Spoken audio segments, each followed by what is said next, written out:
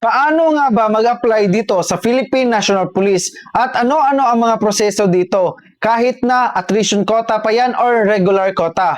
Sa video na to ay ituturo ko po sa inyo ang proseso po at ano ang mga requirements dito. Pwede nyo pong i-share ang video na ito sa inyong mga kakilala, kamag-anak, kapatid na gusto mag-apply dito sa Philippine National Police. Ang unang ibibigay ko po sa inyo ay ang mga requirements. Mga basic requirements dito sa PNP. At syempre, pinaka-importante sa lahat na dapat ikaw ay may diploma. Nakapagtapos ng kahit anong 4-year degree or 4-year course na may edad na 21 up to 30 years old. At syempre po, dapat meron ka ring TOR or Transcript of Records, birth certificate, eligibility, board rating, at iba pa. Ilalagay ko po sa ating Facebook channel.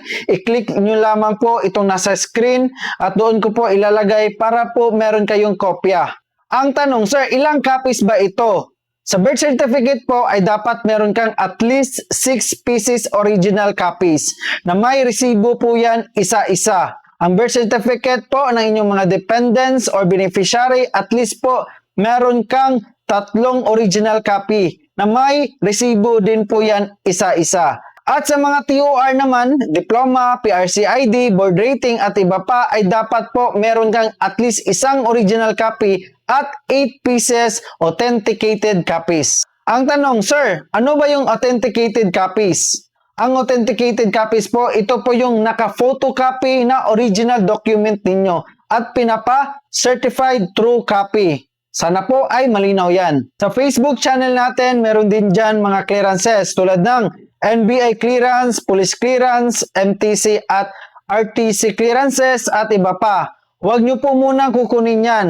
Kasi po, mag-i-expire po yan after 6 months. Sayang lang po yung mga gastos ninyo. Yung mga documents lang po na hindi may expired, yung kukunin nyo muna sa ngayon po. Ang tanong na naman, sir, ba't ang dami nito?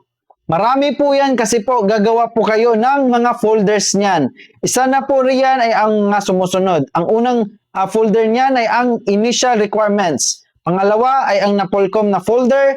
Pangatlo, civil service folder. Pang-apat, police regional office folder or RPMD folder. At ang panglima niyan ay ang folder para po sa RTC or Regional Training Center.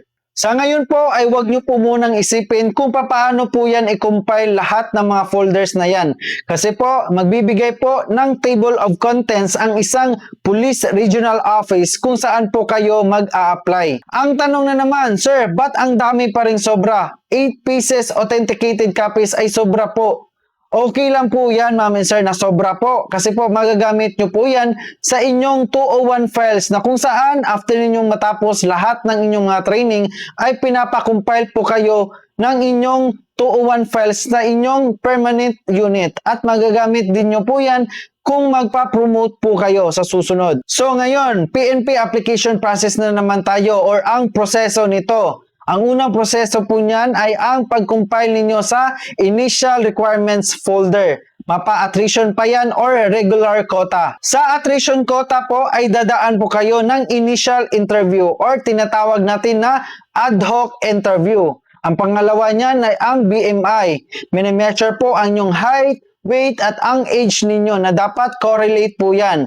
At ang pangatlo na naman ay ang physical agility test na kung saan ay dapat po kayo makapasa sa push-up, sit-up at ang 3-km run. Ang susunod naman ay ang neuro exam or psychiatric psychological examination. Pagkatapos ng neuro ay PMDE na naman or physical mental dental examination. Pagkatapos niyan ay final interview na po or final deliberation. Pag natapos nyo po yung lahat na iyan ay mag-o-taking na po kayo.